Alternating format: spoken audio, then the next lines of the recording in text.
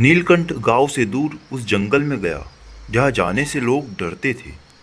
कहते थे वहाँ रुद्र नाम का कोई पहरेदार है जो जादू की चीज़ों की रक्षा करता है। रुद्र नाम के पहरेदार से सारा गांव डरता था। गांव का कोई भी व्यक्ति उस गुफा में नहीं जाता था, परंतु नीलकंठ ने हिम्मत की और वहाँ चला गया।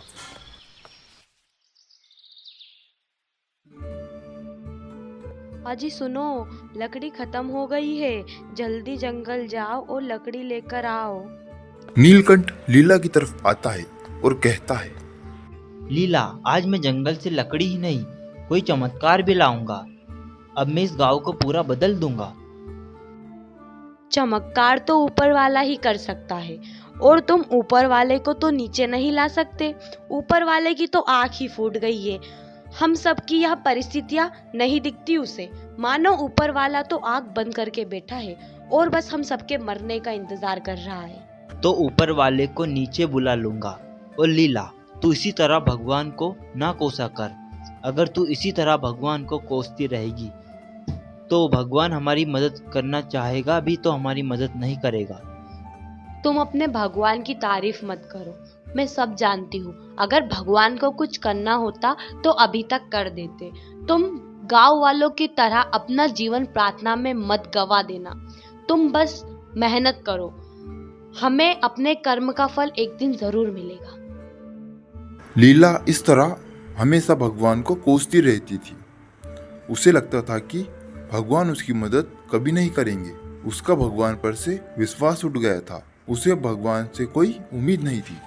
हाँ लीला, अब तो चिंता ना कर, मैं जल्द ही लौट आऊंगा। अब मैं जाऊं? हाँ जाओ, और जल्दी ही लौट कर आना। अंधेरा होने से पहले जंगल से निकल लेना और अपने साथ कुछ रोटियां बांध लो। अगर भूख लगे तो खा लेना। हाँ लीला, मैंने रोटियां बांध ली है और मैं अंधेरा होने से पहले जंगल से लौट आऊंगा। तू चिंता मत करना।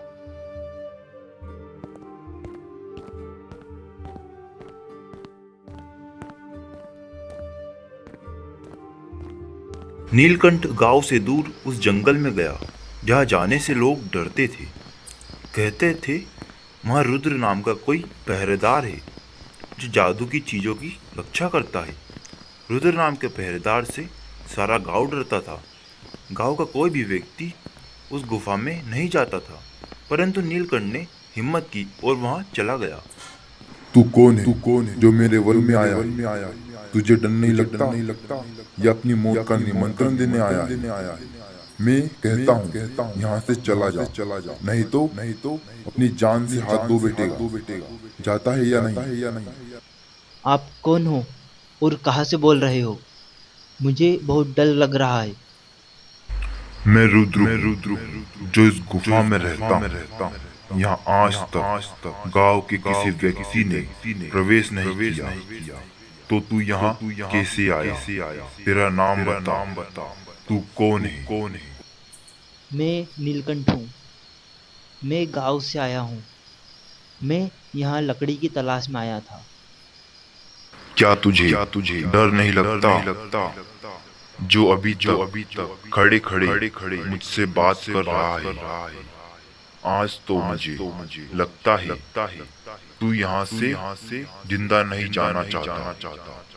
अभी भी सोच ले, तेरी भलाई इसी में है कि तू यहाँ से चला जा।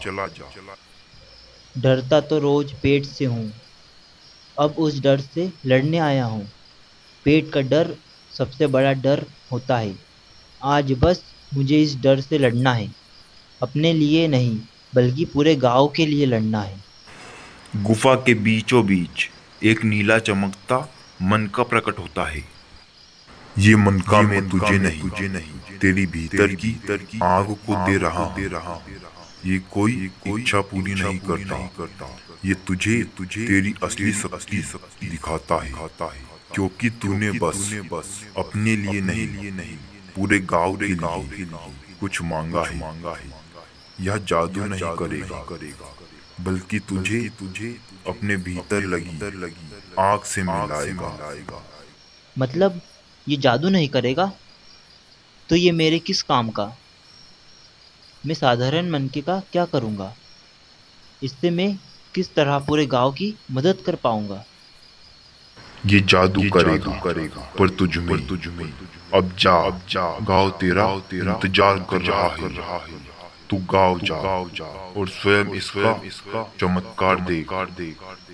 व्यर्थ के प्रश्न करने के बजाय यहाँ से जा। ठीक है, आप कह रहे हो तो मैं आपकी बात पर भरोसा करके यहाँ से चला जाता हूँ। नीलकंठ अपने घर की ओर निकल पड़ा। थोड़ी ही देर में वह अपने घर पहुंच जाता है। लीला, मैं आ गया। आ जाओ, मैंने तुम्हारे लिए खाना तैयार करके रखा है। नीलकंठ मन का लेकर घर पहुंचा तो पहले तो कुछ नहीं बदला, पर धीरे धीरे उसमें हिम्मत और मेहनत की लहर उठी, जैसे कि दूसरे लोगों को भी खींचने लगी। उसके अंदर मानो 10-10 लोगों की ताकत आ गई हो और वह कड़ा परिश्रम करने लगा, मानो वह खुद पर से बस खो बैठा हो। उसका खुद के शरीर पर काबू ही नहीं था। ऐसा ही पूरे गांव के लोगों के साथ हुआ और गांव में कर्म की लहर दौड़ उठी। नीलकंठ खुद खेतों की सफाई करता और बच्चों को पढ़ाता, गांव वाले को पानी बचाने का उपाय बताता। नीलकंठ अब पूरे गांव की जिम्मेदारी अपने ऊपर ले ली। वह मानो अकेला ही पूरे गांव की स्थिति बदलने के लिए खड़ा हो, भले ही उसके साथ शुरुआत में कोई नहीं था। ये लड़का कौन सा जादू करता है? बिना थके बिना रुके 10 लोगों का काम एक साथ कर लेता है। इसका शरीर है कि मशीन, थकने का नाम ही नहीं लेता। शायद कोई जादू है इसके पास, और यहाँ जादू एक न एक चीज जरूर चलेगा, पूरे गांव की स्थिति बदल देगा। मुझे इस लड़के की मेहनत पर पूरा भरोसा है। जादू है पर तुम सब में भी है। बस चलो, साथ चलो। भाई, मेरी मेहनत को देखकर अब तुम लोग भी मेहनत करो, तभी यह जादू चलेगा और पूरे गांव की स्थिति को बदल देगा। सब लोग मेरे साथ आओ और काम करो, क्योंकि इस गांव की परिस्थिति को बदलने के लिए भगवान नहीं आएंगे। भगवान ने हमें बनाया है, तो हमारी जिम्मेदारी है कि हम पूरे गांव की स्थिति को बदलें। हाँ नीलकंठ भाई, तुम सच कह रहे हो। जब तुम अकेले इतना काम कर सकते हो, तो अगर हम सब तुम्हारे साथ मिलकर इतना काम करें तो सोचो कितना काम होगा, और इस गांव की स्थिति को बदलने में समय भी नहीं लगेगा। भाई, अब बात मत करो, जल्दी जल्दी मेरे साथ आओ, क्योंकि हमारे जीवन का बस एक ही उद्देश्य है, कर्म करना। हम सब लोग नहीं जानते कि फल कैसा होगा, लेकिन हम सब की जिम्मेदारी है कि हम कर्म करें।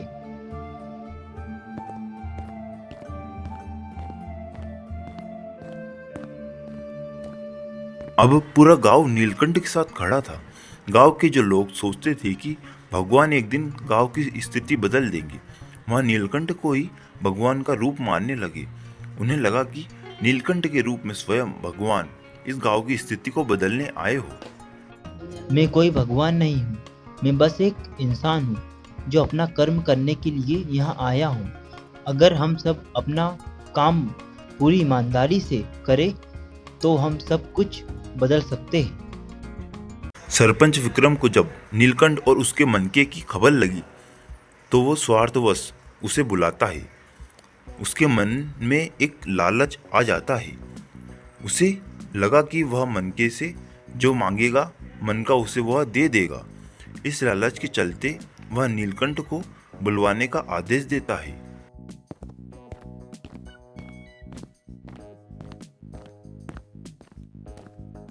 मैंने सुना है कि तू जादू करता है, मुझे वो मन का दे दे, मैं गांव का भला करूंगा। वैसे भी तूने अब तक इस मनके से क्या कर लिया है? मेरे पास यह मन का रहेगा, कम से कम मैं गांव का तो भला कर पाऊंगा। सरपंच जी, यह मन का जादू नहीं करता, काम करवाता है। आप चाहे तो खुद से देखिए। यहाँ बैठे बिठाए आपको कुछ नहीं देने वाला, इसके लिए तो आपको भी काम करना पड़ेगा। देता है कि नहीं तू? या हमें तुझसे ज़बरदस्ती लेना होगा? देता है कि नहीं? तुझे आखिरी बार मौका दे रहा हूँ। सरपंच जी, अगर आपको गांव का भला करना होता तो आप अब तक कर चुके होते। इस मनके की राह नहीं देखते। मैं आपकी कूटनीति को अच्छी तरह से जानता हूँ। इस मनके की सहायता से बस आप अपना भला करना चाहते हो। सरपंच अपने लोगों को बुलाता है और नीलकंठ से वह मनका लेने को कहता है। इस धर्मात्मा से यह मन का छीन लो। बड़ा धर्मात्मा बनता फिर रहा है गांव में। इससे यह मन का छीन लो, फिर क्या करेगा यह धर्मात्मा? सरपंच जबरदस्ती करने की कोशिश करता है, लेकिन मन का अंधा हो जाता है। कोई चमक नहीं। फिर रुद्र की आवाज गूंजती है, जिसके भीतर स्वार्थ हो उसके हाथ में मन का सिर्फ पत्थर बन जाता है, और तेरा शरीर तो पूरी तरह से स्वार्थ से भरा हुआ है। तू ना तो इस गांव का कभी भला कर सकता है, और ना ही तू भला करना चाहता है। रुद्र सरपंच को दंड देता है। सरपंच तू इस गांव के हित में कभी नहीं सोच सकता, इसलिए अब मैं तुझे दंड देता हूँ कि तेरी आंखों की रोशनी चली जाए और तू अपनी आंखों से कभी इस गांव का उज्जवल भविष्य ना देख सके, क्योंकि जो व्यक्ति गांव का उज्जवल भविष्य बनाना नहीं चाहता तो उसे देखने का भी कोई हक नहीं है। इतने में सरपंच की आंखों की रोशनी चली जाती है। वह हमेशा के लिए अंधा हो जाता है और उसे अपने किए का दंड भी मिल जाता है। रुद्र, मुझे माफ़ कर दो। मैं अपने लालच के चलते इस गांव का भला कभी नहीं कर सका। मैं हमेशा से अपने परिवार का भला करना चाहा। मुझे माफ़ कर दो रुद्र, मुझे माफ़ कर दो। सरपंच सबसे बहुत विनती करता है, लेकिन किसी को सरपंच पर दया नहीं आती, क्योंकि सरपंच ने कभी किसी गांव वाले का भला नहीं किया था। वह उनसे मुंह मांगे पैसे लेता और सारे पैसे खा जाता। गांव में कोई भी सुविधा नहीं थी। इस सरपंच पर कैसी दया खानी। इसने हमारा सब कुछ छीन लिया है। आज हमें नीलकंठ भैया के कारण इतना सब कुछ मिला है, तो यह हमसे वह भी छीन लेता। इसके साथ तो ऐसा ही होना था। हाँ भाई, सच कह रहे हो। इस घमंड के साथ तो ऐसा ही होना था। आज भगवान ने हमारी विनती सुन ली। सरपंच को सबक मिल जाता है। नीलकंठ गांव लौटकर मनका सभी गांव वालों को देता है और कहता है, भी मनका मेरा नहीं, हम सबका है। इस मनके की रोशनी हम सब में है। अब हमें सबको कर्म करना चाहिए, फल की चिंता नहीं करनी चाहिए, क्योंकि बैठे बिठाए कुछ नहीं मिलता। वो मनका अब भी चमकता है, लेकिन किसी एक हाथ में नहीं, बल्कि उन सभी के दिलों में जो खुद को बदलना चाहते हैं। सच्चा जादू किसी चीज़ में नहीं, अपने अंदर भरोसा और मेहनत में होता है। जब इंसान खुद को बदलने की ठान ले, तो कोई भी मन का कोई भी चमत्कार छोटा पड़ जाता है।